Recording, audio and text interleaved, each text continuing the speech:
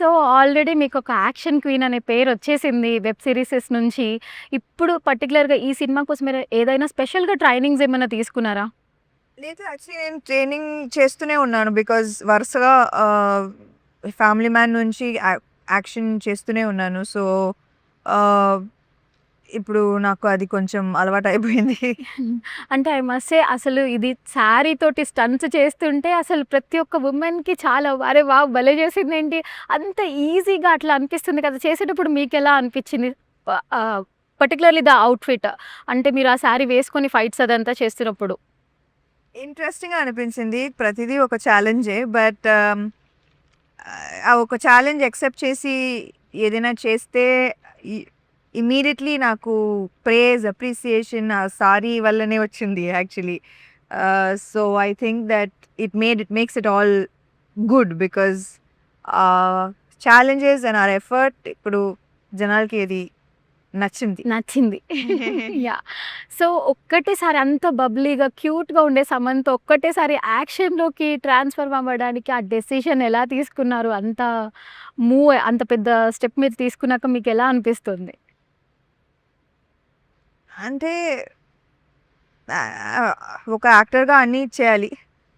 So, జ జనాలు accept చేశారు నేను యాక్షన్ చేయడం. అండ్ అది ఒక పెద్ద బ్లెస్సింగే. సో, ఇది ఒక అన్‌టాప్డ్ జానర్ కూడా. Yeah! So, I think that it's a place that I'd like to establish myself in. Yeah! ఈ మూవీ చేస్తున్నప్పుడు మీకు మోస్ట్ అంటే చాలా ఇబ్బంది పడ్డది గానీ, చాలా కష్టపడ్డది గానీ, ఏదైనా సీన్ ఏదైనా ఉందా? ఓవరాల్ ఇట్ వాస్ నో అండి. ప్లీజ్ అండి. టే ఒక చిన్న ర్యాపిడ్ ఫైర్ ఒక్కటి. యాహ్! ఓకే. అంటే ఫినిష్ ఎటు దట్. కంక్లూడ్ లేకుండా అడుగుతుంది యాహ్! కదా! Okay. Finish that. Yeah! Yeah! The finish this and all. Um, overall, this film was a demanding film. Yeah! But I think నాకు చాలా మంచి సపోర్ట్ సిస్టమ్ ఉండింది. హ్మ్. All the members of this team నాకు family లాగా. So, ఎప్పుడైనా నేను tired are down when I was down they definitely lifted me up. So, yeah! So, 'Vennela Kishore' గారిది మీది ఇంటర్వ్యూ చూసాము. అది చాలా బాగుంది. అసలు నేను రిపీటెడ్‌గా నాకు అంటే అరే! ఈ కాన్సెప్ట్ చెయ్యడం చాలా డిఫరెంట్‌గా ఇంటర్వ్యూ అంతా నచ్చింది. చాలా కామెంట్స్‌లో చూసాను అసలు 'వెన్నెల కిషోర్' గారిని ఎందుకు తీసుకోలేదు అని. నేను అడుగుతున్నా మిమ్మల్ని ఎందుకు తీసుకోలేదు 'వెన్నెల కిషోర్' గారిని?